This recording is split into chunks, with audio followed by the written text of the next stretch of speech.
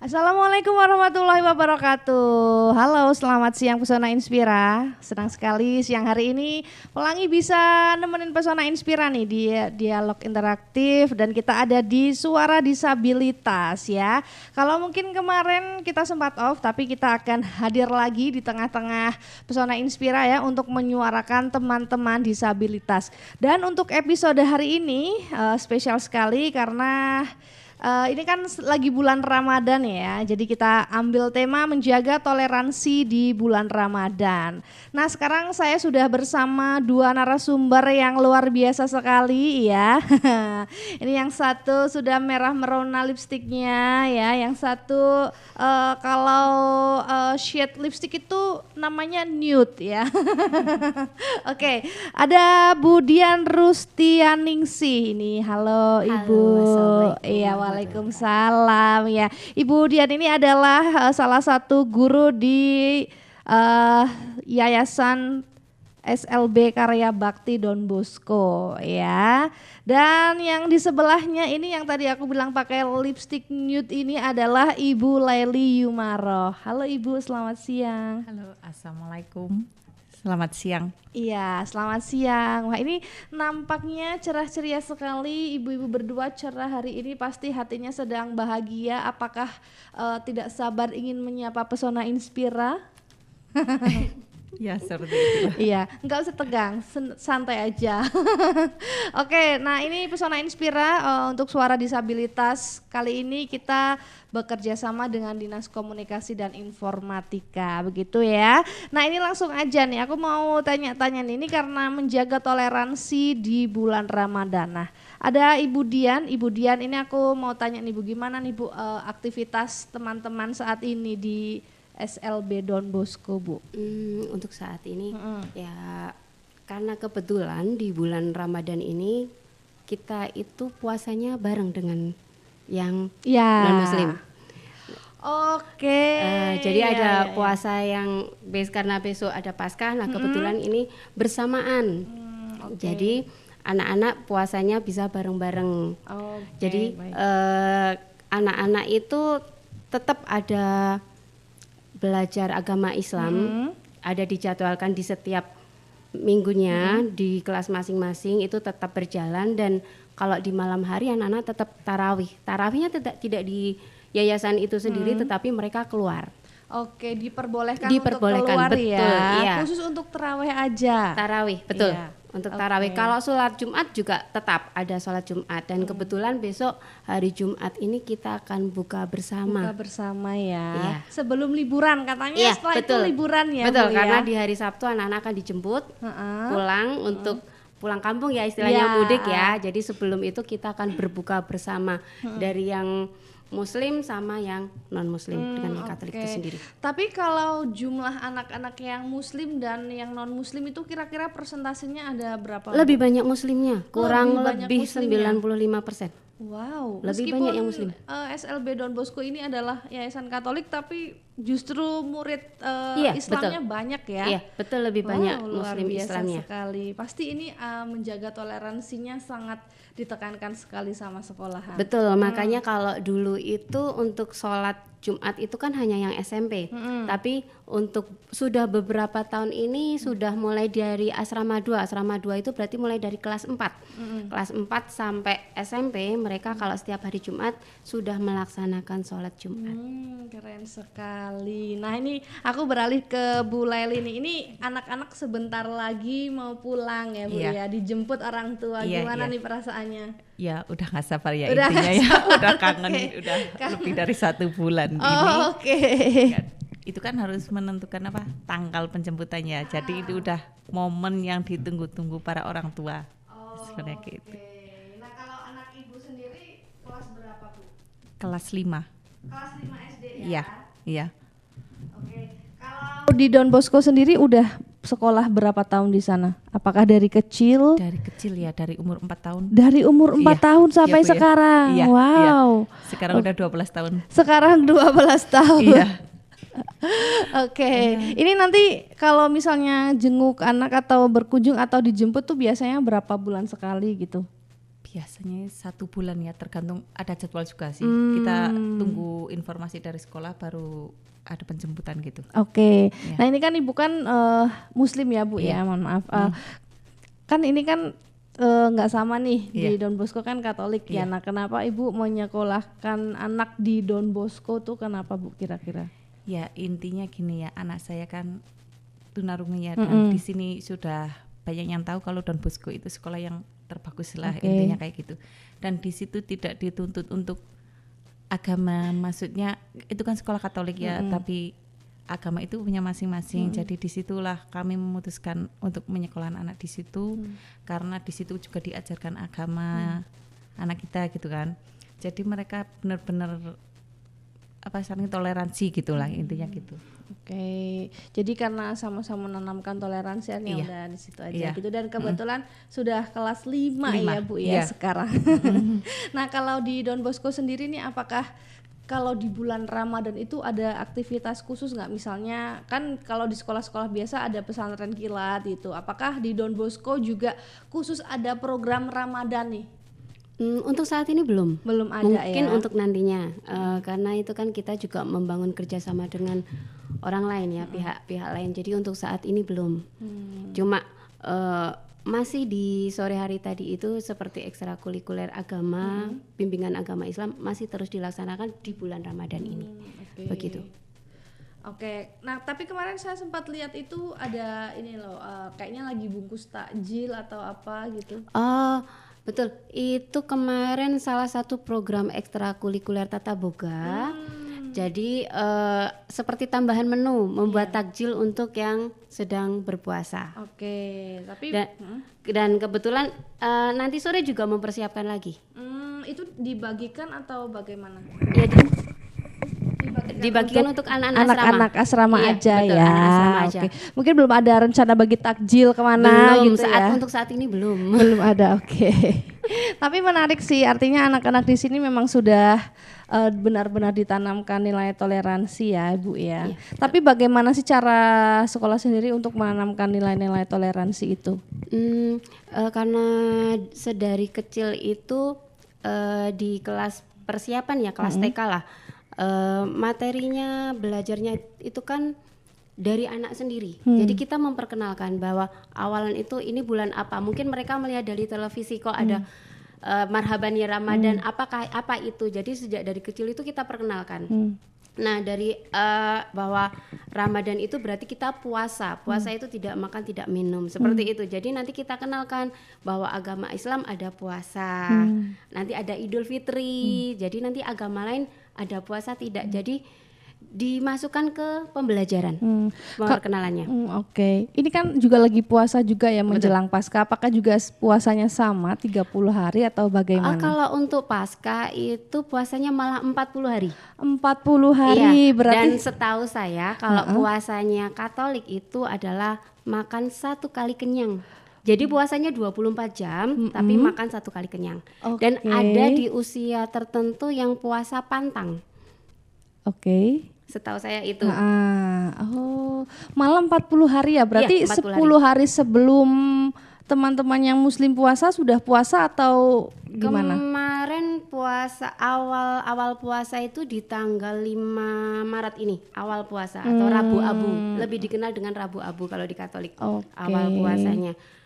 Saya sih juga belum banyak belajar juga karena belajar tentang puasanya Katolik juga untuk memberitahu, menginformasikan kepada anak. Nah, itu kita mengenalkan toleransi kepada anak bahwa di agama Islam ada puasa Ramadan, kalau di Katolik ada atau Nasrani itu ada puasa yang Paskah ini. Gitu, ada puasa yang memang 1 kali makan kenyang dan ada yang puasa pantang, apakah pantang tidak makan manis atau seperti itu di usia tertentu. Oke, nah ini kalau Ibu Leli sendiri nih, ini kan anak kan udah dari kecil ya Bu di Don Bosco. Untuk ngajarin anak pertama kali puasa, apakah dari rumah atau justru dari sekolah sendiri yang mengajarkan pertama kali? Pertama kali latihan puasa itu pas COVID itu kan ya. Itu COVID itu di usia berapa gitu ya? Itu kan di rumah kan. Jadi kita mengajari pas itu pertama kita mengajari ya puasa apa itu beduk ya kalau cara anak-anak itu kita puasa beduk walaupun itu dengan sulit ya dengan anak yang kondisi seperti itu kita untuk gimana sih lebih susah daripada anak yang biasa, tapi saya tetap ya udah gini terus. Tahun pertama memang itu luar biasa perjuangannya ya, dramanya itu ya luar biasa, tapi tahun kedua alhamdulillah sudah gampang. Dia tahu sendiri, oh ini Ramadan itu yang harus puasa dan sebagainya, dan berlanjut di sekolah. Alhamdulillah untuk pendamping dari pengasuh juga itu kan pas sahur mereka bangunin, walaupun di pengasuh itu kan bukan semua muslim ya, ada yang non muslim, tapi mereka tetap ikut berpartisipasi untuk anak-anak gitu. Oke. Ini kan dari puasanya puasa beduk ya Bu ya, jam 2. Ya, dulu awal-awal gitu. Ini ngomong-ngomong soal tantrumnya nih, jam 2. Dari latihan puasa yang puasanya cuma sampai jam 12 lanjut maghrib, sampai ke yang benar-benar sampai maghrib itu pasti tantangannya berat sekali ya Bu. Mungkin bisa diceritakan tuh Bu. Itu yang namanya anak ya, itu kan tantrumnya itu melebihi yang anak biasa ya, bisa dijelaskan, bisa dibayangin. Anak biasa yang normal aja itu kalau lagi latihan tantrum kan ya. Ini sebisa ibunya ikut emosi itu sudah pasti. Ya itulah sebisa mungkin kita alihkan ke permainan atau walaupun HP juga gitu ikut serta untuk mengalihkan dari tantrumnya itulah. Oke, nah ini kalau untuk Bu Dian sendiri nih, ini tadi kan kalau Bu Leli mengakui butuh perjuangan yang ekstra untuk melatih anak puasa gitu. Apakah itu dirasakan juga oleh pengasuh-pengasuh di SLB Don Bosco, Bu?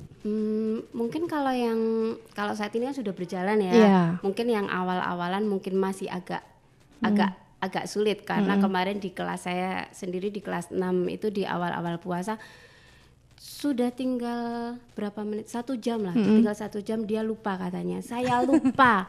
Apa sebab kamu lupa? Karena saya membuat mie, saya lupa. Saya mengambil garam. Terus akhirnya anak kan belum tahu kalau dia tidak sengaja itu apakah akan batal atau tidak. Terus akhirnya saya jelaskan bahwa kalau kamu lupa tidak disengaja itu tidak apa-apa. Kalian boleh berpuasa lagi. Terus saya lupa lah tapi saya langsung makan. Nah seperti itu. Jadi memang agak ekstra karena mereka itu adalah anak-anak yang non bahasa, tidak begitu memahami banget semuanya. Jadi harus kita jelaskan sedetail mungkin. Jadi setelah kejadian itu akhirnya saya menjelaskan bahwa kalau kamu tidak sengaja kalian boleh lanjut berpuasa dan yang di mulut kamu harus dikeluarkan. Saya seperti itu. Besok lagi ternyata seiring berjalan tetap maksudnya masih anak-anak tetap berpuasa, tidak lupa lagi. Tapi saya juga memberitahu juga, tetapi kalau kalian berpura-pura untuk lupa, nah itu yang tidak boleh, itu yang sudah batal. Akhirnya saya menjelaskan seperti itu. Ini berarti kalau biasanya kan kita sering sama temen tuh info mokel gitu. Apakah itu juga berlaku di teman-teman Kalau di anak-anak tuli tidak. Anak-anak tuli tidak. Mereka jujur. Iya, dia konsisten. Tidak seperti kita. Gitu. Ya dikit-dikit info mokel gitu kan. Oke, menarik sekali. Berarti kalau anaknya Ibu namanya siapa Bu? Sebri. Iya. Mulai puasa maghrib tuh umur berapa Bu di Don Bosco? Umur pas itu di berapa ya Bu? Di 2 atau di 3 ya? Di 3 ya awal masuk habis corona itu ya? Iya kayaknya di 3 itu berarti umur berapa? 9 atau 10? Sekitar sekian. 9 tahun. Oke. Ya. Oke, baik Pesona Inspira, mungkin ada yang ingin bertanya, boleh aja langsung WA ke 0823 2383 996. Kita akan kembali sesaat lagi. Suara Disabilitas. Suarakan inklusivitas tanpa batas. Aku kamu tanpa sekat tanpa.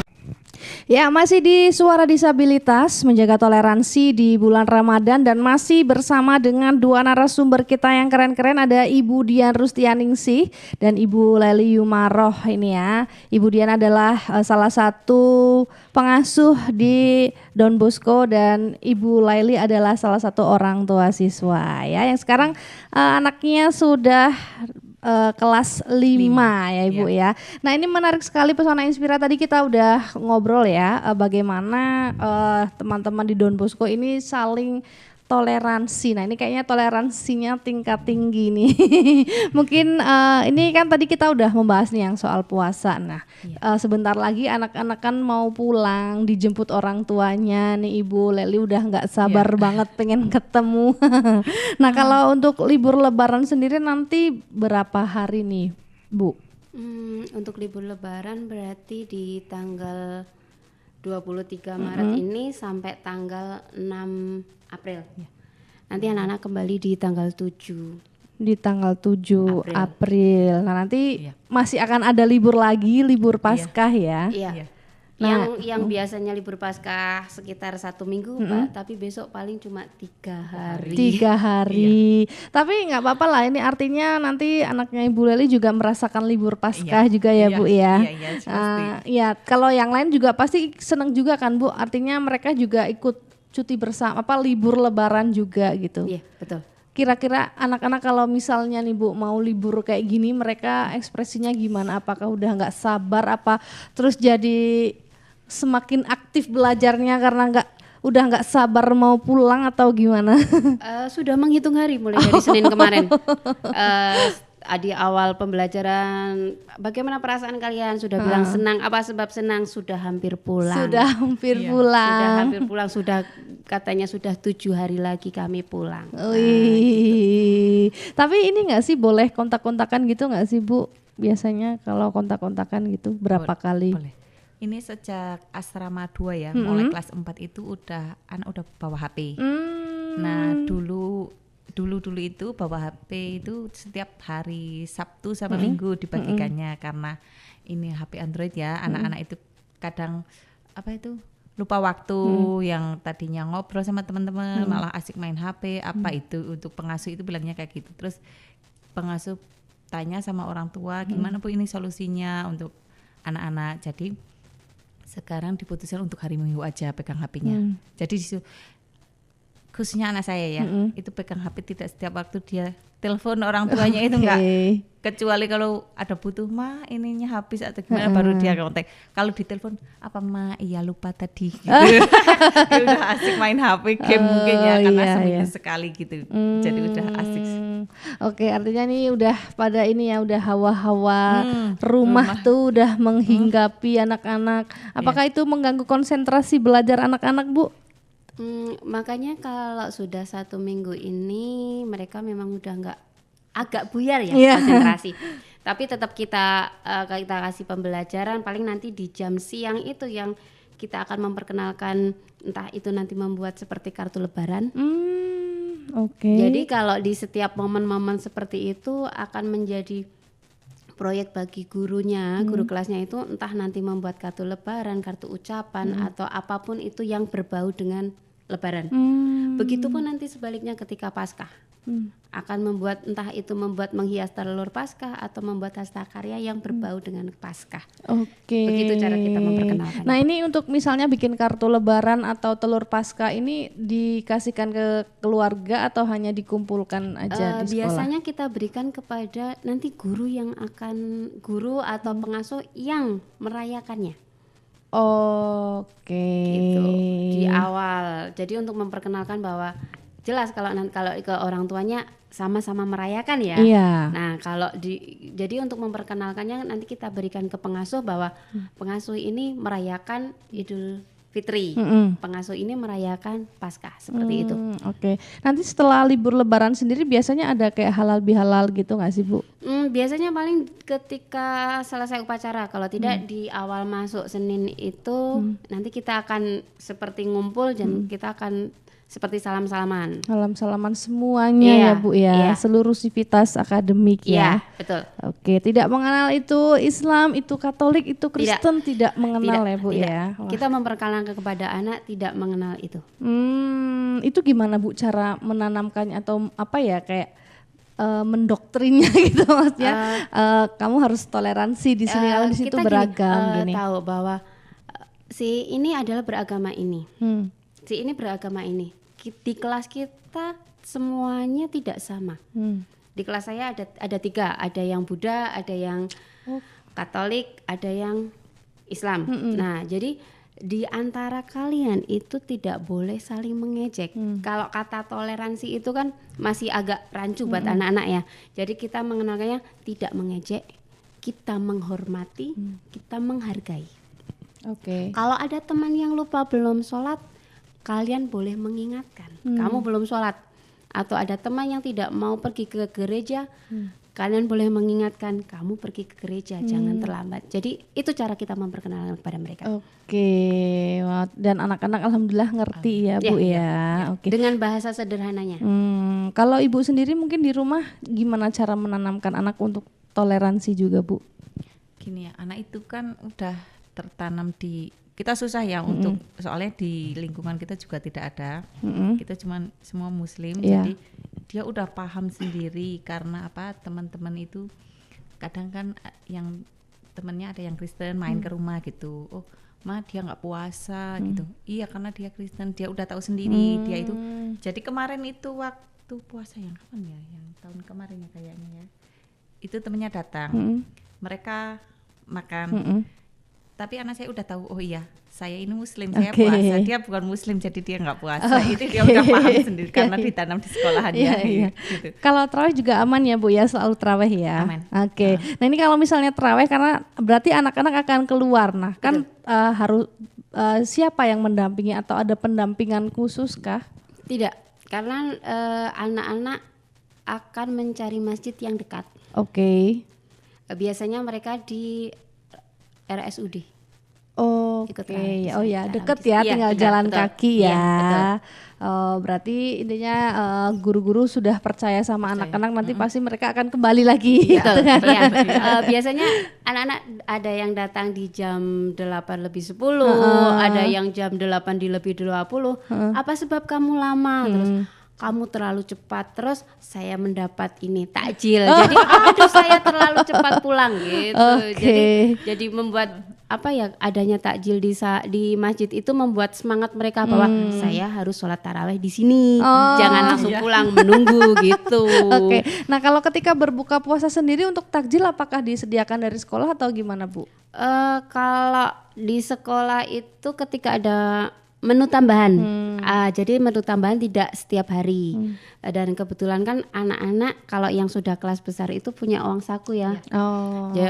Dia simpan, nanti dia akan izin, biasanya kadang izin ke pengasuhnya bahwa saya keluar sebentar mau untuk membeli takjil jajan. Tapi anak-anak juga sudah di asrama itu udah punya stok jajan sendiri untuk 1 bulan. Entah itu susu, entah itu minuman, entah itu sosis ataupun snack ringan. Jadi udah stok. Mungkin udah dibekalin sama orang tuanya ya. Ibu juga nyetokin anak juga untuk 1 bulan gitu. Oke, keren sekali. Nah ini sebentar lagi karena sebentar lagi liburan nih, pasti anak-anak akan pulang. Apakah ada yang nggak pulang, Bu? Kalau sekarang pulang ya. Pulang, dan kebetulan yang paling jauh itu ada di Papua, punya saudara di Laksono, jadi dia akan dibawa sama saudaranya. Gitu. Ya karena jauh banget ya kalau misalnya pulang gitu kan otomatis betul banyak biayanya. Ya, akomodasinya yang lebih mahal kalau di Papua.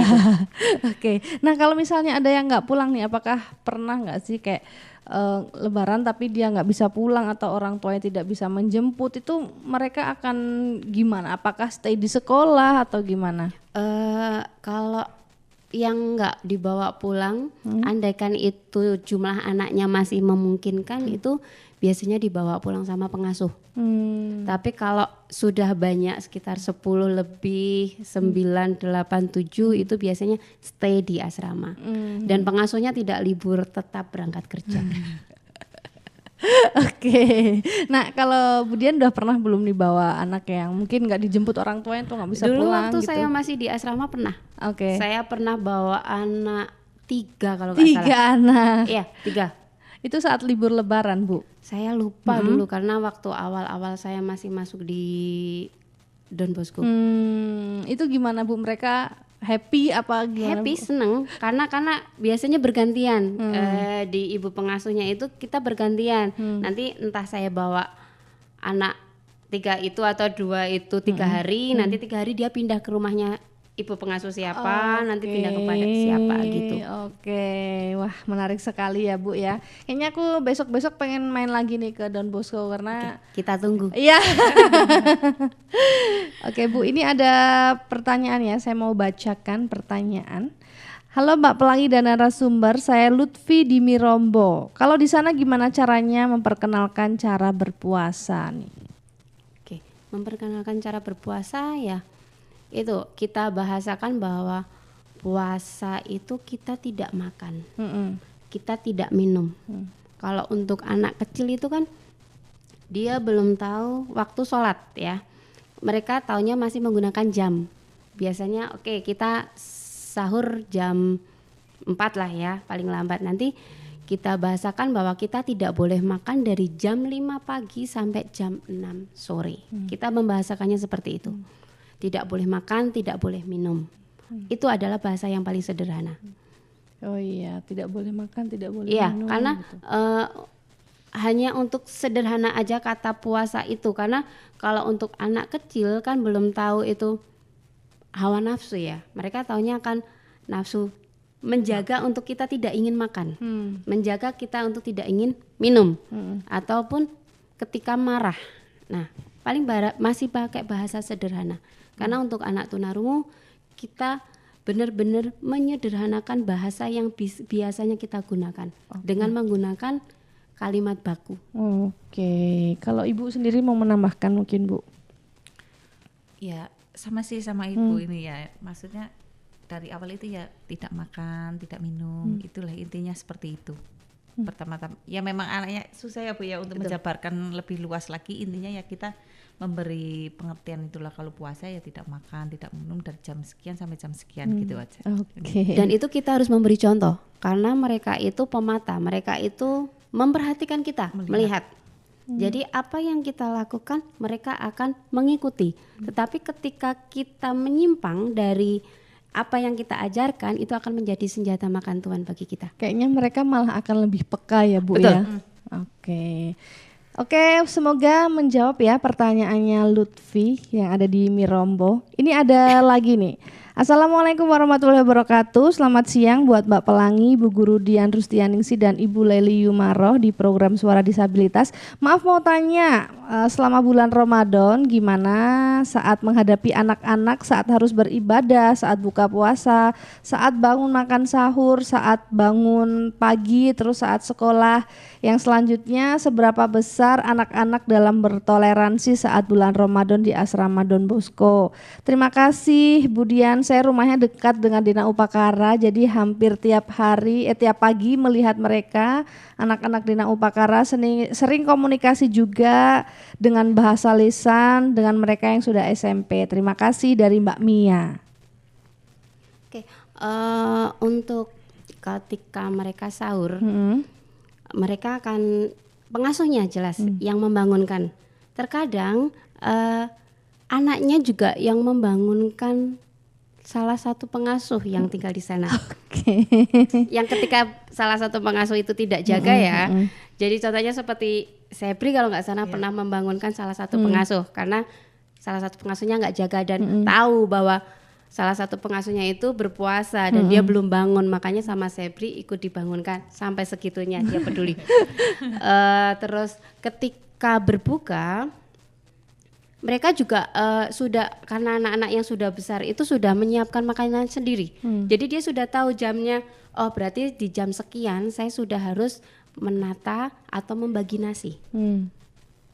Itu setiap harinya ada piket, entah itu yang beragama Islam ataupun yang beragama non-Islam. Ada piket membagikan, jadi pengasuh hanya memberi informasi bahwa nanti kalian membagi nasi di jam sekian. Dan nanti pengasuh yang tetap mengawasi bahwa berbuka di jam sekian. Jadi saling berhubungan antara pengasuh dan anak-anak. Ketika di kelas juga yang non muslim yang tidak berpuasa ketika istirahat juga tahu bahwa mereka ketika makan juga tidak di depan teman-teman yang berpuasa. Artinya benar menghargai. Iya, ya, betul, Bu, ya? menghargai. Oke, Mbak Mia sudah terjawab ya Mbak Mia ya. Nah ini Mbak Mia rumahnya nih di Kenteng nih, dekatnya Dina Upakara. Kan bestie juga ya Bu ya. Kan kalau tiap hari Minggu katanya nih teman-teman Don Bosco ketemuan sama teman-teman Dina Upakara gitu betul. kan. Iya, betul sekali. Dan saling berkirim surat gitu ya. Kalau hari libur, Kalau nggak kasih mau- duluan HP-nya. Oke. Saling. Gini udah tukar kontak kan. Kalau hari libur itu yang ada video call sesama. Itu grupnya itu banyak banget yang grup saling Dena sama Don Bosco gitu. Pokoknya seru pokoknya. Oke, nah ini untuk Bu Laili nih Bu, apakah ada cerita menarik mungkin anak ketika pulang libur Ramadan, libur Lebaran terus cerita ke orang tuanya tentang pengalaman menarik ketika berpuasa di asrama nggak Bu? Yang paling menarik bagi dia itu ya ketika dia pulang dari taraweh dapat takjil gitu ya. Saya taraweh setiap hari saya taraweh ke masjid. Nanti kalau pulang saya dapat bingkisan, nanti kadang nasi, kadang kue-kue. Suka nggak suka. Tapi dibagi nggak sama temennya yang nggak ikut puasa gitu kan? Iya saya bagi, inti tidak saya makan sendiri gitu. Oh bagus kayak gitu. Saya bilang kayak gitu. Luar biasa sekali. Nah ini karena waktunya udah hampir menjelang nih ya, bentar lagi kita selesai. Mungkin ada pesan-pesan nggak buat masyarakat gitu atau harapan gitu? Mungkin harapan dulu deh dari Ibu dulu. Harapannya kadang kan gini, masyarakat yang tahu kan itu sekolahan Katolik ya. Mereka takut, ada lah yang mereka takut memasukkan anak ke sekolah Katolik karena background katanya, oh dia Katolik, saya nggak mau anak saya masuk begitu. Tolonglah untuk kalian jangan salinglah bertoleransi ya. Walaupun di situ sekolah Katolik tapi toleransinya sangat kuat sekali di situ gitu. Oke, kalau dari Ibu Dian? Memberitahu aja bahwa kami Yayasan SLB Karya Bakti akan memberi hak kepada anak-anak sesuai dengan haknya. Oke. Hanya itu saja. Oke. Nah terakhir nih Bu, mungkin ada pesan-pesan untuk masyarakat gitu karena kan teman-teman disabilitas kadang dipandang sebelah mata gitu. Ada pesan-pesan nggak Bu untuk masyarakat? Mungkin juga untuk orang tua yang mungkin punya anak disabilitas, hanya mereka akhirnya tidak mau mengakui dan lain-lain gitu Bu. Intinya ya, saya sebagai orang tua mempunyai anak seperti itu, awal mengetahui pasti down lah, sakit. Gimana sih tidak menerima kenyataannya, intinya kayak gitu. Tapi untuk kalau saya sudah menerima ya intinya ya, untuk yang masih berkecil hati janganlah berkecil hati, bawa anak untuk bersosiali keluar karena apalagi ibu ya, itu untuk kekuatan ibu itu, anak itu kekuatannya di ibunya. Pertama itu jangan minder membawa anak yang intinya difabel ini kan ya, jangan minder lah untuk kadang kan ada orang tua yang aduh anak saya ini kekurangan kayak gini, minder dibawa keluar, itu jangan, bawa mereka keluar, bawa mereka bersosialisasi. Itu sih misalnya. Oke, nah ini pasti udah melewati tahap-tahap tertentu ya Bu ya, sampai akhirnya menerima gitu ya. Oke, nah terakhir buat Ibu nih, mungkin ada pesan-pesan nih menyampaikan ke masyarakat kalau teman-teman ini punya hak yang sama dan jangan dikucilkan. Tuh, bahwa anak-anak istimewa kami merupakan anak-anak yang betul-betul istimewa.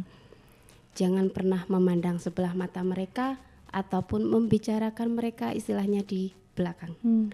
Karena mereka mempunyai keterampilan, kemampuan masing-masing. Mereka akan bisa ketika kita memang benar-benar memberi motivasi, memberi semangat kepada mereka. Itu saja. Oke, terima kasih sekali dua narasumber yang luar biasa. Kapan-kapan saya pengen buka puasa di Don Bosco kayaknya. Sayang sekali besok tidak bisa membersamai ya, karena kita juga ada kegiatan ngabubustik ya.